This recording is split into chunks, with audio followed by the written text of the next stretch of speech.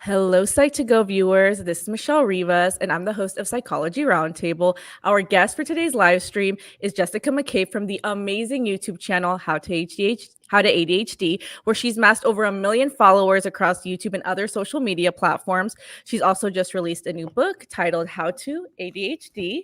It's out now, so you need to get a copy immediately. And it's called How to ADHD: An Insider's Guide to Working with your brain. Welcome, Jessica. Thank you so much for joining us today. Thank you so much for having me. I'm really excited to be on this show.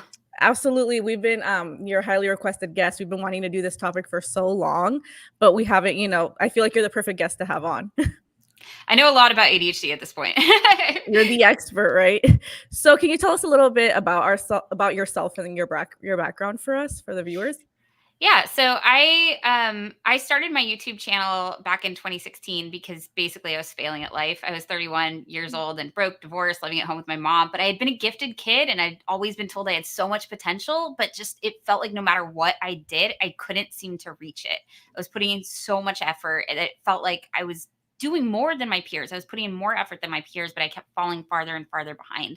And so I decided to kind of look into this thing that I'd been diagnosed with 20 years before that when I was 12 years old. Like maybe there's a little more to that, right? Like I know that I get distracted. I know that I have these meds that help me focus, but like my life is on fire. Like things are constantly in crisis. I'm constantly just not doing okay.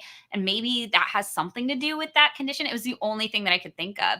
So I started looking into it and I decided to put everything that I learned somewhere where I could actually find it again. And the only thing I was sure I wouldn't lose was YouTube. So I put my videos on YouTube. Every week I learned something new about this condition and I shared what I learned. I shared a strategy that could help. And I made the videos public in case they were helpful for anybody else, which it turns out they were. That's amazing. And when were you diagnosed, by the way, with ADHD? I was diagnosed when I was 12 years old. And this Oh, was in wow. 1994. So it was actually kind of a big deal that as a girl growing up in that time period, I was diagnosed. But it was because my cousin had, was more of the male, like stereotypical, like boy bouncing off the walls presentation. He was diagnosed and his doctor went and looked at his mom and, ADHD is highly genetic and was like, you might want to get evaluated too. So she got evaluated. Turns out she had ADHD. And then my mom looked at me and went, you're a lot like your aunt. So I was kind of lucky that like a guy and or boy in my family was diagnosed, and that kind of led to both my aunt and me getting diagnosed as well. Yeah, and that's kind of later on, like at 12, because usually wouldn't it be like at 5 years old? So that is a big deal. It was young for that time period though. Like girls and women were just not being diagnosed back then. And now we're catching it earlier, which is really nice. But back then it was kind of a big deal. I was definitely the only girl I knew who had ADHD. That must have felt isolating, right? Just like, oh, I'm the only one. Yeah, it also made me feel a little bit special. Like, oh, I'm part of this cool club that's like, my aunt was my favorite aunt. And I'm like, she has this thing and I have this thing. And like, I'm special. I'm super unique. But it did make me feel like I was alone in my struggles. Like when I was having trouble with things, I felt like I was the only one that I knew that was having trouble with that. And now I know better. Now I know that everybody else was also just trying to mask that really hard. Like I was trying to hide my struggles. So were other people. And there were a lot of people that I was friends with at the time. It turns out that are kind of coming out of the woodwork now and being like, hey, guess what? Turns out I have ADHD. So even back then, I think I gravitated toward other people with this condition. They didn't know they had it. I didn't know that they had it. And even the people who were diagnosed weren't really talking about it back then. Yeah, and it's probably like stigmatized even more. So, I mean, that makes sense. So I wanted to start with, can you explain to our viewers what ADHD is and how it impacts a person's functioning? Yeah. So ADHD is attention deficit hyperactivity disorder.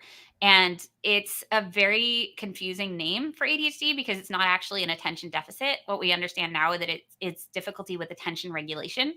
You also don't have you don't have have to have hyperactivity to have it. There's a primarily inattentive version of ADHD, which is sometimes referred to as ADD. That's an outdated term now. We understand that it's all part of the same condition. There's just different presentations. But there are three presentations of ADHD. There's the primarily inattentive presentation, the primarily hyperactive impulsive presentation, and then there's combined type, which means you would qualify for both. So I'm ADHD combined type, ADHD-C, but you can have any of these presentations. And we also call them presentations because we know that they can change over time. So I definitely presented as more of the inattentive, introverted, like girl dreaming, staring dreamily out the window when I was younger. My impulsivity seems to have increased over time. My presentation has shifted a little bit, or or maybe they didn't catch it because impulsivity and hyperactivity can show up differently in girls and women. Mhm. But the way that it impacts people's lives, again, it's an attention regulation issue, not an Mhm. attention deficit. So it's a really confusing thing for a lot of people because parents will be like, well, my kid can't have ADHD. Like they can focus really well when they want to, right? Like if there's a video game that they're really interested in, or a new hobby or whatever, they can focus really well. So it must be a choice. No, the truth is that people with ADHD sometimes have a really hard time focusing on something if it's not engaging to their brains. But if something is engaging to our brains, we can almost have a really hard time pulling ourselves away and slip into something called hyperfocus, where it looks like we have all the attention in the world, right? So one of the things I've heard is like people with ADHD have almost too much attention. Like we sometimes pay way too much attention to something, and sometimes we're paying attention to too many things. So yeah, there's difficulty regulating our attention. We don't necessarily choose what to focus on. We might want to do our math homework, but we have a really hard time focusing on that, and our attention keeps getting pulled back to something that we're more interested in because of the way that our brains work. But there's Mhm. also executive function challenges with ADHD. So there are, we know, impairments in working memory, in set shifting, in several different executive functions, which are executive function is kind of the last part of our brains or the prefrontal cortex is where executive functions happen for the most part, and it's the last part of our brain to develop. But it has to do with planning, prioritizing, sustaining effort toward long-term goals. So I knew I had a hard time focusing, but what I didn't understand was that the reason why I had difficulty with planning and time management, and even things like sleep, sticking to routines, like all of these things were actually being impacted by my ADHD. Emotion dysregulation is another aspect of ADHD that we're starting to understand a little bit better. Mhm. So it's a very complicated It exists on a subject. spectrum. There's it shows up differently for different people. Not everybody's working memory is impaired to the degree that mine is. Mine is definitely a relative area of weakness, but there are some commonalities. But ADHD does show up differently in different people. There are different presentations, and then also different comorbidities. So ADHD usually presents along with a coexisting condition. So Mhm. somebody usually has ADHD and anxiety, ADHD and depression, ADHD and autism, ADHD and something else, a learning disability, dyscalculia, dyslexia, and so that can impact the way that ADHD shows up as well. And building on that, you just mentioned about like focusing and completing tasks. How does ADHD impact focus and completing tasks for those who maybe don't know? It's the best way I've ever explained it is it's like trying to focus on something that you are not interested in is kind of like trying to nail jello to the wall. It feels like a really futile effort. Like maybe you could do it technically like for a second, but then it falls. I can shift my focus to something I need to focus on, but then it's right out the window, right? Or Mhm. another way I've heard it explained, it's like an open door.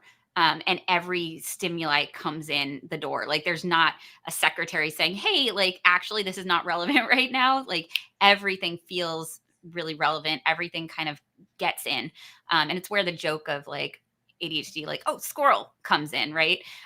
It's That's definitely an oversimplification, and there are a lot of people in the community that like kind of hate that joke. But there's some reality to it, and like even those of us that are like, that's it's it adds to the misunderstanding and stigma. Like we still get distracted by squirrels, but it's not just squirrels. It's like anything, right? Like there's a noise in the next room, and now I'm like, okay, like I could be in the middle of a really important meeting, and I heard a noise, and now I'm like up and out of my chair before I can even think about it. But that's a combination, right? It's a combination of the difficulty with focus, but also the impaired response inhibition, the impulsivity, the fact that like it's not only that I got distracted by this thing, it's that I'm already reacting to it before I have a chance to be like, is this an appropriate time to do that? Mhm. Yeah, and so, speaking on that, like, what is ADHD paralysis? Because that kind of goes in with like procrastination and all of that, and a lot of people say that they suffer from that more than anything else. ADHD paralysis? Yeah. I haven't heard that term. You haven't? We did a live stream on it. It's kind of like about procrastination, ADHD and procrastination. How do they link together? I Are you guess is talking about decision paralysis? ADHD. It's called ADHD paralysis. I actually there's like a big community on YouTube that talks about this, but I get that like not everyone calls it that, but it kind of has to do with procrastination and ADHD. Okay. So yeah, that might be a colloquial term. My stuff is really research based. So it may be a new term. I'll have to see if there's any research on that specifically. But if you're talking about procrastination, there are different types of procrastination. And the research has found that there's essentially active procrastination and passive procrastination. Okay. Passive procrastination is that kind of like head in the sand. I'm not going to think about this. Like I'm going to avoid something kind of procrastination. And that Mhm. leads to really negative outcomes, understandably. Um, but then there's also active procrastination, which is you're kind of waiting for that, and that's really common in ADHD, where you're kind of waiting for that motivation to build up. A lot of times we can work more effectively right before the deadline when there's that Mhm. crunch, there's that sense of urgency, or whatever. It's an active choice. I know that I have this project due in a week. I also know that if I try to start on it right now, I'm not going to be able to focus on it. But if I wait until a couple of days before, or until I have a really good idea or whatever, like then I'll be able to get in that flow. It's an active choice. I'm not avoiding the fact that I have this project due in a week. It's just, it doesn't make sense for me to start on it yet. And the research is really interesting on this because it's found that active procrastinators are more similar to non procrastinators in terms of outcome than they are to passive procrastinators. So if you're completely avoiding something, which can come from anxiety, right? Like anxiety, trauma. There's a lot of things besides ADHD that can create that sense of avoidance.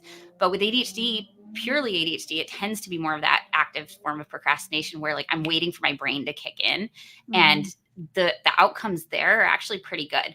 The problem for that comes when like you can't pull it off the night before anymore. Like in high school, you can kind of knock out a paper the night before, and that's fine. But like as you get older, you get into college, you get into the workplace, projects are, they tend to become more and more long-term projects, and it gets harder and harder to knock something out the night before. And so like you go from, oh, okay, like I'll stay up an hour late and knock this out, to like now I'm pulling all-nighters, to now I'm Mhm. like, oh shoot, I pulled an all-nighter and now I'm gonna have to miss half the class because like I can't get this done in time.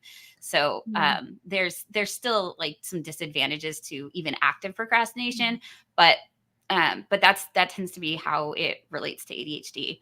Mhm. Um, in terms of the just doing a quick like Google search of the ADHD paralysis or whatever, getting overwhelmed by your environment or the amount of information given, analysis paralysis when overwhelmed with too many choices, like yeah, that can definitely happen as well. But I think it has a lot to do with anxiety. I don't think it's just purely ADHD. Mhm. But Yeah. again, that's a new term for me, so I'd like to look into it. Thank you for that. And I was going to say, speaking of procrastination and trying to motivate yourself to complete a task when you have ADHD, in your book, there's a chapter titled "How to Motivate Your Brain." So, yep. So, how does one do that when they're struggling with ADHD? Tell us your strategies on that. Yeah. So the first thing to recognize is that the motivational differences in ADHD are pretty profound. Mhm. Most people are motivated by things that are important. Or like I said I would do this. It is important to my future. It will result in a long-term positive outcome. Um, ADHD brains, I should say, don't necessarily aren't necessarily motivated by what's important. We might know that doing my homework right now is important, or completing this project is important, but it's what's actually motivating to us are tend to be things that are urgent, new, or novel. So like the new shiny. I've got this project that I've supposed to been doing for a while, but like somebody just asked me to help them with this. Like that's new. So like I'm gonna go do this. Or it's Yeah. urgent, right? Like they need help right now. I'm gonna go do that. So urgent, new, or novel, of personal interest. So if it's a special interest for us, we're gonna be more motivated to do it. Even if it's not important. Or what was the last thing? The right level of challenge. So sometimes it's kind of paradoxical, but sometimes the really easy tasks are actually harder for us to get the motivation to do because there's not enough challenge, there's not enough interest. And the reason for this difference is essentially all of these things, if it's urgent, if it's new, if it's of personal interest, if it's the right level of challenging, all of these things are stimulating. And Mhm. ADHD brains are chronically understimulated. So we are seeking that stimulation, right? So something that's really important often is not the most exciting thing in the world. Um, and we might know it's important. We might want to do it, but the things that we have to do in order to accomplish this important thing are actually boring to our brains. And they are long and forever taking, or they're boring. ADHD brains have trouble with tasks that are lengthy, repetitive, or boring. And so even if we really know that this is important and we want to be able to do it, we might have trouble with that. And there's a term called delay aversion. We have a tendency to like find delays, like, if something's taking a long time and it is boring, like it can be so distressing to us that we will do anything to like kind of escape that. And so we'll end up taking the first excuse out of it. Mhm. Essentially, like the first time somebody's like, oh, hey, can you help me with this? Like, yes, I can help you with that. Like, I don't want to have to deal with this. Yeah. um Delay aversion is really common with ADHD. Are there any strategies that can sort of combat this delay aversion, like for someone with ADHD, that you would recommend? Yeah, so I think of it. I talk about this in the chapter on motivation. If you think of motivation like as a bridge, and you have motivational planks to help you get across this bridge. Again, for most people, those planks are going to be filled in with by things like, "Hey, somebody's counting on me to do this. This is important. Like this will be good for my career. This will be good for my future." And you can get across the bridge that way. But ADHDers don't have like those planks don't get put in place quite that same way. So you can kind of fill in the planks, because if you have too many, if you have like little gaps in willpower, if you have little gaps in motivation, if you have little gaps in motivation, you can hop over those gaps with willpower, right? But if you've got like half the bridge missing, willpower is not going to do it. It's not going to be Yeah. enough. So you kind of have Yeah. to fill in the planks. You have to add urgency. You have to add a sense of novelty. There are things that you can do, like do your homework in the bathtub. It's weird, right? But like if you're super bored of your homework, like go do it in the bathtub, and suddenly you're in a new place. It's a novel thing. You have to figure out like how are you going to position yourself. Like it can add a little bit of a challenge. Doing things in a weird way can sometimes be really helpful. Adding a Yeah. sense of urgency. Body doubling is really fantastic for people with ADHD because it adds a gentle sense of accountability and a sense of urgency. If you're doing something, if you're trying to study on your own, good luck, right? But like if you make a study session with a study buddy and you're like, hey, this is what I'm working on, this is what you're working on, cool. And you know that somebody, like if you don't do the thing, someone will know. But if you do the same thing, like someone will know, then you're going to be a little bit more motivated naturally to do it. Does adding, like, a little reward to it help? I was thinking that, like, maybe always, like, telling yourself, "I'm gonna do my homework with my favorite beverage, like my favorite coffee or my favorite tea." Does that help? Oh, 100%. And Yep. and what you're talking about is pairing the reward with the activity, which is actually really, really good. So Mhm. neurotypical brains tend to have, this was one study, right? Like we don't fully understand this yet. We still are doing research, but one study found it was really interesting that that most people, like if they know that there's going to be a positive outcome to the things that they're doing, will start to have anticipatory dopamine, right? Like I know this thing will lead to something good, so like even as I'm filling out this form, my brain's giving me little hits of dopamine, like, "Oh, this is gonna be great." When I get the tax refund that I'm like signing up for right now, like that's gonna be great. So their brains kind of reward them. But people with ADHD, we don't get those same levels of anticipatory dopamine. So it's actually really like our brains are not rewarding us for doing the thing. So pairing a reward with the activity, that kind of helps fill in that gap of reward, right? So if I'm drinking something like my favorite beverage while I'm working on this project, my brain is going to get those hits of dopamine and that like association, because dopamine is not just about pleasure, it's about memory, it's about learning. So when you get hits of dopamine, your brain goes, whatever you just did, like that felt good, do it again. And so this is actually how I trained myself to do episodes for my channel. I would go to write at a, it was like this little this Chinese food restaurant that was next to the restaurant where I was waiting tables. After work, I would take some of my tip money and I would go next door and like do their late night happy hour. And I would get some tea and I'd get like a little soup and I'd sit there and I'd write. And I it was love a that. pleasant environment. It was, it was a drink that I loved or a soup that I loved or whatever, that it was kind of a treat. Well, now I associate writing with something pleasurable. So That's it that's definitely helps. amazing. It's Yeah. like having, like, an emotional support drink or food. Yeah. Yeah, and it's really key to have rewards, like, at the point of performance, at the place where you're doing the thing, because if you're like, "Hey, if I do this thing, next week I'm gonna go get ice cream," that's too far away. It's not gonna be salient enough to really motivate Exactly. us. So doing it, like, Definitely. right as you're doing it or immediately after is really helpful.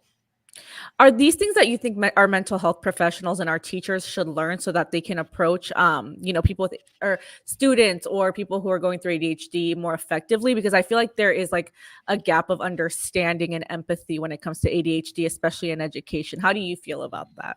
Yeah, I think it's important to understand how to work with any piece of equipment that you work with on a regular basis. And if you are working with a brain because it's your brain or it's somebody you love or it's you're trying to teach this brain, like it's going to be much less frustrating for you if you understand how it works, right?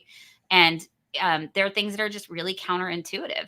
We know that punishment does not work as well for ADHD brains. So a lot of people are like, oh, this is a behavior issue. This is a disciplinary issue. They just need discipline.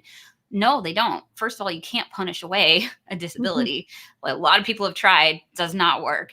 But second of all, it adds to the problem. It adds to the shame. It adds to the anxiety around this task. It makes it harder in a lot of ways. And so you need to take if you've got a brain that works differently, you have to approach it differently. You have to work with it differently, or it's going to be frustrating and potentially traumatic for everyone involved.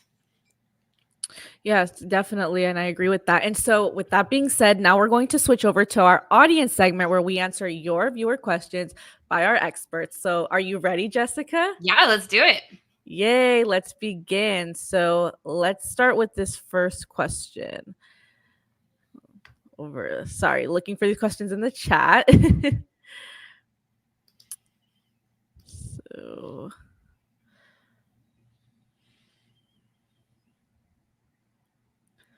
let me.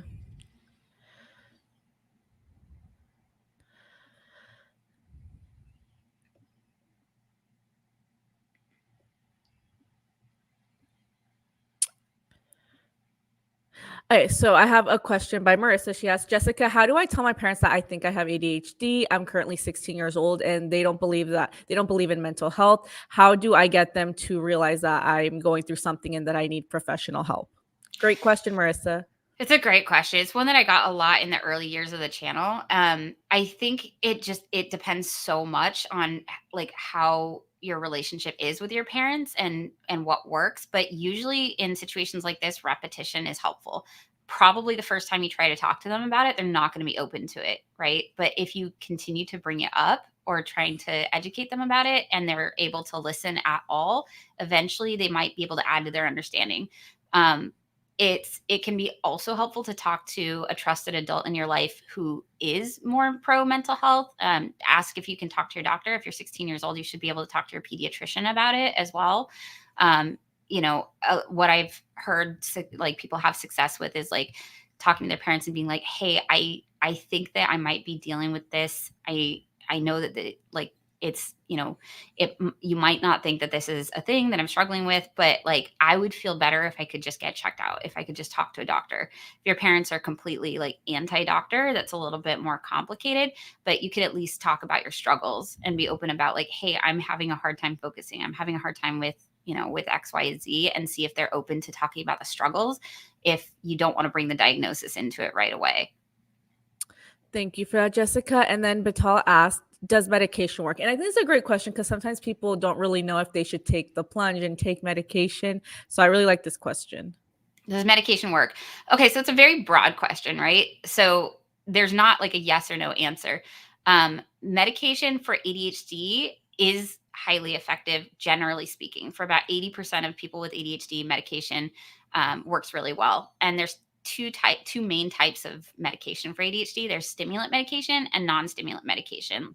Not stimulant medication is like Adderall, Ritalin, Concerta, Vyvanse. These are all stimulant medications. And those tend to be the go-to for a lot of prescribers because they are, generally speaking, the most effective for ADHD. And you also know kind of right away if they work. They kick in quickly, they wear off quickly. So they're a really good way to see if these medications are going to work for you or not. And it can take some time to find the right medication. It can take some time to find the right dose for you, but they are typically profound, like game changing for a lot of people with ADHD. Stimulant medications are also an option, or non-stimulant medications are an option for people who either can't or don't want to take stimulant medication for whatever reason. Sometimes they're used supplementally. So sometimes people take both a stimulant and a non-stimulant. And that is helpful for them because the non-stimulant builds up in your system over time, and is kind of like steady around the clock. Whereas a stimulant, that's the non-stimulant. The stimulant tends to like kick in and wear off at the end of the day. So it really depends on your personal needs, but it is very treatable. ADHD is very, very treatable. Stimulant medication, non-stimulant medication, these things can help in really profound ways, to the point where like I've seen people that I know and love like start taking meds for the first time, and they will cry because they will be like, I didn't realize how hard it was or how noisy it was in my brain until I took these meds. And like, is this what it's like for everybody else? It's really game changing. It can be. Amazing. Thank you for that, Jessica. And then Damien Delgado asks, what are the links between ADHD and lack of sleep or insomnia? Yeah, so I have a chapter about this in my book as well. There, ADHD, like sleep issues are very, very common with ADHD. Like if you have ADHD, you probably have some sort of sleep condition as well. Like it's that common. So, insomnia can be for a number of reasons, but one is something called delayed sleep phase syndrome, where you might sleep just fine, but your body wants to go to sleep between like 2 a.m. and 4 a.m. and wake up between like 10 a.m. and noon. But because that's not how society's set up, you might be trying to go to bed at 10 a.m. or 10 p.m. or 11 p.m. and stare at the ceiling, and like your thoughts are racing and you can't really fall asleep because your body hasn't like just the way that your circadian rhythm is, your body isn't tired, your body isn't ready for sleep. So melatonin is something that a lot of people with ADHD will use to help them go to sleep, to help like kind of reset their circadian rhythm, or waking up early and like going outside and standing in the sun like you're a freaking house plant, like soaking in the sun. That can help like adjust your circadian rhythm, but it's actually really tough. A lot of people with ADHD also have like restless leg syndrome, which I personally have, and that makes it really hard to sleep. I end up having to personally, I have to take medication for that, or I won't sleep. Like I will wake up in the middle of the night and be doing like bed yoga at 3 a.m. It's really bad. But yeah, it's very common for people with ADHD to have sleep issues. I outline a lot of sleep issues in that chapter in my book, as well as some strategies that can help. And then the Swedish car guy asked, how do you make time to clean? It's like you said, just or that's how I start to clean my apartment. Any other tips? You know, he's talking about what you mentioned before. He's asking for more tips. Yeah. Yeah, the urgency does help. Like, if you want to get your house clean and you have ADHD, like invite somebody over. That's that helps a lot. Body doubling helps a lot. Like asking somebody to just like sit in the room with you quietly while you work, or like have a conversation with you, or jump on the phone with a friend. My aunt was a part of a group of ADHD women. They called themselves like claddies, like cleaning ladies with ADD. And they would just hang out on the phone and talk while they cleaned. But for me personally, when I got to the point where I could afford a housekeeper, which was just recently, I got a housekeeper. And the reason for that is cleaning is very, very hard for me. I am not good at it. I can make way more money in the same amount of time it takes me to clean my house than it takes me to pay somebody to clean my house. And so for a long time, I'd rather pick up an extra shift. Even when I was waiting tables, like I had a housekeeper briefly because I would go and pick up an extra shift at work and then pay somebody to clean my house, because it was so much easier for me to do a shift at work and so much faster to pick up that shift at work and pay somebody to help me than it was for me to do it myself. Cleaning has always been a struggle for me. It's really, really difficult. So now what I do is like, I will do laundry. My boyfriend and I have a system where he does the dishes and puts them in the dishwasher, but then I'm the one who puts them away. Like we have a few like things that we do to clean, and we have routines around them. We have accountability, because again, he can't do the dishes if I haven't put the dishes away, so I have to put them away, which creates that sense of urgency. But we also have a housekeeper come twice a month, and it's still hard for me to admit that and talk about it. It's hard because I have all this internalized ableism of I should be able to do this, or like it's a luxury, but it's not. Like historically, I have never ever in my life been able to keep my house clean consistently. It's an area where I am fairly disabled. So I need help personally. I need to get outside help. And it's good to acknowledge that, right? It's good to be honest with ourselves, because sometimes people don't want to be honest with themselves. Like, I can do it, but it's too much for them. And it's like, it leads to burnout, right? I can do it, but at what cost? It Yes. doesn't actually make sense. Like, it would take, if I actually wanted to clean my entire house by myself, it would take me a week and I would cry and melt down and everything. Like, it's not worth it, right? It's just not. Right? It's like not worth it to make yourself suffer like that. And so Kazane asks, how can a supportive environment be created to help individuals with ADHD thrive in their personal and professional lives? So many different ways. Um, there's something called universal design that I really love, which is setting up an environment so that it works for everybody, even like the people who are struggling the most. So, like if you think about curb cutouts in the street, those were designed to, and they're really critical for people who are in wheelchairs to be able to get up and down off the curb, but they're also helpful for a lot of people. They're helpful for if you're wheeling luggage or if you're riding those dope little electric scooters. It's something that benefits everybody, but it's an accessibility issue for some people. If you're in a motorized wheelchair and you're on your own, like, and there's just a curb or even a couple of steps, like that's enough to keep you from being able to get to where you want to go. So those curb cutouts are accessibility issues, but they're helpful for everybody else. And so I'm a really big fan of that for ADHD as well.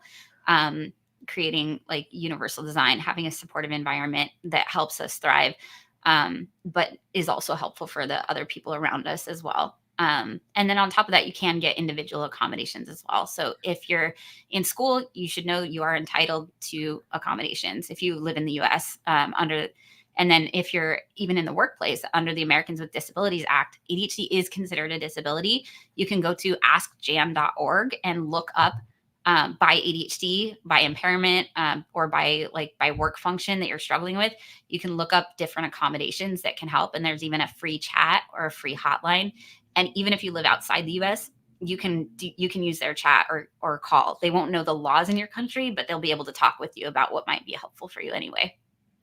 And then Magician Girl 13 asks, what's the name of your book? You can also like give us a little brief. Yep, how to ADHD. Yeah, How to ADHD, An Insider's Guide to Working with Your Brain, Not Against It. And I called it that because it's what I set out to do. I set out to learn how to work with my brain because it felt like I was just doing this kind of gear grinding, like just try harder, right? Like you have so much potential, just try harder. And my whole life was just trying harder and trying harder until I was burning out.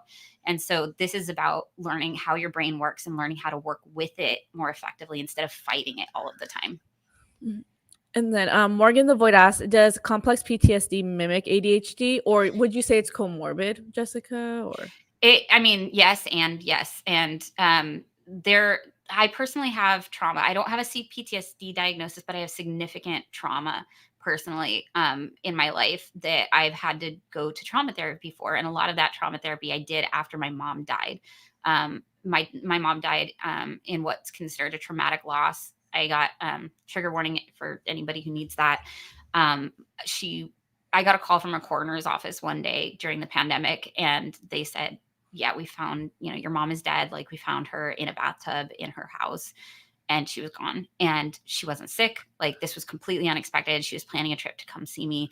It happened out of nowhere and it brought up a lot of childhood trauma. And so I ended up going to trauma therapy and dealing with a lot of that. And what was interesting is I knew from what I'd learned about ADHD that emotion dysregulation was a big aspect of it, and I was emotionally dysregulated a lot. But after I went through trauma therapy and took care of and healed a lot of that trauma, processed a lot of that trauma, I noticed that my ADHD symptoms, like the emotional impulsivity, the emotion dysregulation, decreased quite a bit. So that trauma that I'd been experiencing had been compounding my ADHD symptoms. And that the same can happen with inattention. If you're dealing with a PTSD diagnosis and you're on edge all the time, like, it's going to be really hard to focus on what you're doing if you keep getting startled by the sounds around you, right? Like, there's a lot of things that can either mimic ADHD symptoms or can exacerbate them. And trauma, CPTSD, PTSD, like, these can be comorbid with ADHD, just like anxiety can be, just like depression can be. well, I'm sorry you went through that, Jessica. That's really difficult, but you're so strong and you're inspiring so many people. Thank you. Yes. And then I wanted to ask this one. 93 Gloss asked, can ADHD cause emotional intensity? Yeah. So again, emotion dysregulation is the research term for this, but essentially we have big feelings. What it is with ADHD, we have maybe the same initial feelings as somebody who didn't have ADHD. So like an example is if you're in traffic and somebody cuts you off, like most people would be like angry, right? Like immediately have that sense of anger. But without people without ADHD, then would typically like moderate that first initial emotion, maybe supplement it with a second emotion, like okay, like maybe this person's having a bad day. Now you're like feeling a little bit of empathy for them or whatever. Whereas somebody with ADHD, our brains are not good at regulating that emotion. So that really intense initial emotion doesn't get regulated, doesn't get brought down. And then we also, on top of that, have emotional impulsivity. So before we even have a chance to think, we might be like flipping this person off, or like now we're trying to drive around them and cutting them off before we even have a chance to really think about it. And now you're in a situation where you're like, oh man, like you're almost having to justify your behavior, like, well, but they shouldn't have cut me off. And like, you're trying to talk yourself into like why you behaved that way, and so that can exacerbate it and then keep that emotional intensity going. But yeah, a lot of people with ADHD have these intense emotions because our brains don't regulate emotions the same way. Thank you, Jessica. And then this is a question I want to know your take on it as well. Morgan the Void asks, why do people with ADHD tend to be more empathetic? So this is an interesting one. So the research is a little bit mixed on this one, and has found that like people with ADHD um, tend to struggle with empathy actually. And there's a couple of different ways that we can struggle. There's different types of empathy. There's cognitive empathy, which is the ability to understand what somebody else's perspective is. But then there's affective empathy, which is feeling what other people feel.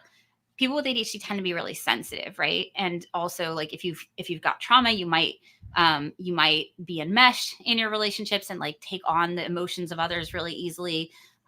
Sorry, I probably can't do this justice right now. It's a very complicated but very interesting topic.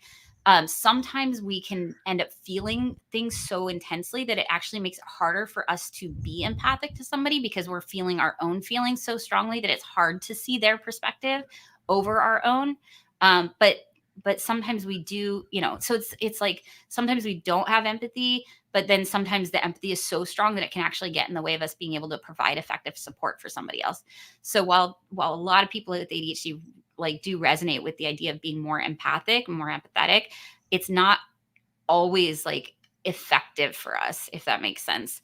And sometimes our ability to practice cognitive empathy and really understand what somebody else is going through can be overwhelmed by our own trauma reactions, our own perspectives, our own emotions can flood us to the point that it's actually harder to see somebody else's perspective and sit with them in their own feelings. So it's a very complicated topic. I talk about it, I think, in the How to People chapter, but it's something that I'm very interested in. I want to keep reading the research on, because it was really surprising. My understanding was always like, oh yeah, like I am very empathic and like I'm really good at empathy. And it's like, oh no, the levels of empathy that I have can actually get in the way of me being able to be supportive to somebody else. Thank you, Jessica. And then Kit Easy Gaming asks, does ADHD make a person more extroverted or introverted? I'm autistic, dyspraxic, and I also have ADHD, and I'm not sure which one makes me introverted. I don't know the research on that. That's a really interesting question. Um, I I will say this, like from personal experience and from the experience of a lot of people in my community, um, people who are introverted tend to be people who are drained by social interactions, right? And people who are extroverted are people who tend to gain energy from social interactions. Well, when you have ADHD, especially if you're also autistic, social interactions are really, really draining because it's a lot of work. There's a lot of masking involved. You're often having to hide your neurodivergence. So what I found, because I used to think I was really introverted, but what I found was I'm actually more extroverted when I'm around other people with ADHD because I'm not having to mask. The social interactions are just easier.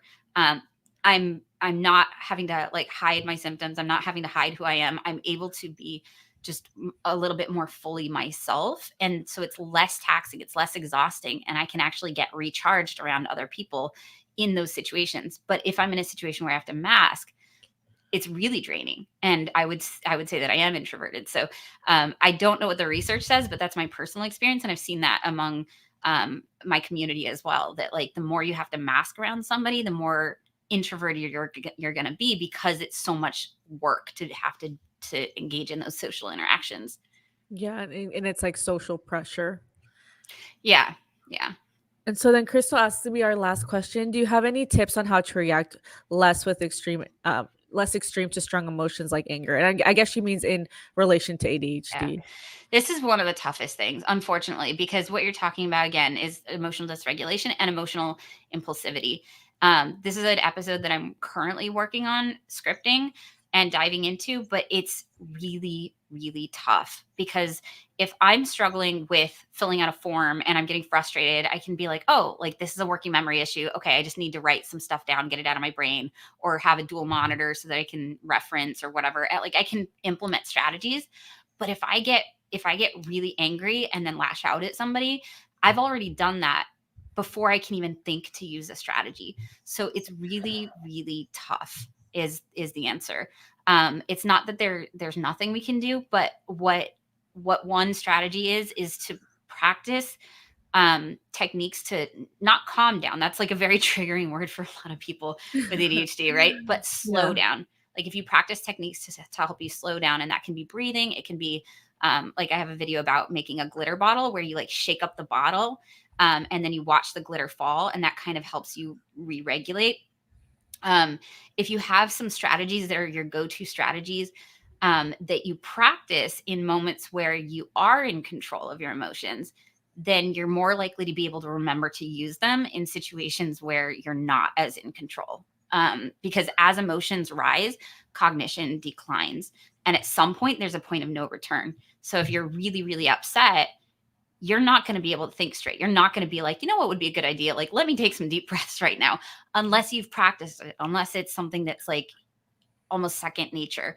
But I think it's also really important to have these conversations with the people around you and the people you love, and say like, hey, like this is not, like this is something I struggle with. This is part of my ADHD. It's something I struggle with. It's something I would like help with. And sometimes they can help too. So like you can have an agreement with somebody you love, like, hey, if I start lashing out, or like if I'm raising my voice or whatever, please feel free to leave the room, or like end the conversation, because like I'm not going to be able to, like, or it's tough for me at that point. Like I'm so flooded, it's hard for me to like regulate myself. And it's just an aspect of ADHD. So I'm not saying like use it as an excuse. Just understand and be compassionate with yourself that this is very common, and it's very difficult. It's one of the more difficult aspects of ADHD to manage. Medication can help. Strategies can help, but it's tough. Yes, this always be kind to yourself. That's the best advice too. Okay, and so that concludes our audience segment. Thank you so much, Jessica, for joining us. You can get her book anywhere you buy books, right? At Barnes and Nobles, Target, Amazon.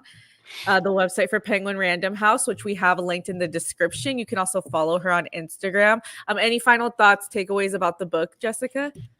I just, if anybody's scared, like, it's a book and have trouble reading, I intentionally wrote this to two things. One, to be ADHD friendly. So there's a lot of blank space in the book. There's a lot of, it's very casual, very conversational, very easy to read. But also it's set up in a way that you don't have to read it straight through. You can just flip to whatever chapter you're struggling with. So if you're struggling with motivation, you can go straight to like how to motivate your brain. You don't need to read the rest of the book to benefit from that one chapter. Every chapter, I talk about my personal experience. I talk about what I learned about this from the science communication perspective. A toolbox of strategies that can help, quotes from the community of what they do, what they try. So it's very accessible, very ADHD friendly, and I hope you check it out. This week in particular, like this is the first week that it came out. It came out 2 days ago. That first week of book sales like is really, really critical for authors. So if it's something you're considering getting, if there's any way that you can get it this week, that really, really helps. Yes, and you can also be featured on our Instagram if you buy the book and take a picture with it, right? Yeah. If you take a picture of it and you put it in your story on Instagram, I'm going through every day and like reposting anybody who's holding up the book. So Yeah, awesome. So thank you for your amazing insights. Buy her book, How to ADHD. It's amazing. And thank you again so much, Jessica, for joining us today. Thank you. And yeah, I'll look into the ADHD paralysis thing. I'll hopefully do an episode on that soon. Amazing. Thank you guys for joining us today. Thank you to our amazing viewers. Have an amazing day, everyone. Bye Bye. bye. Okay, we're good.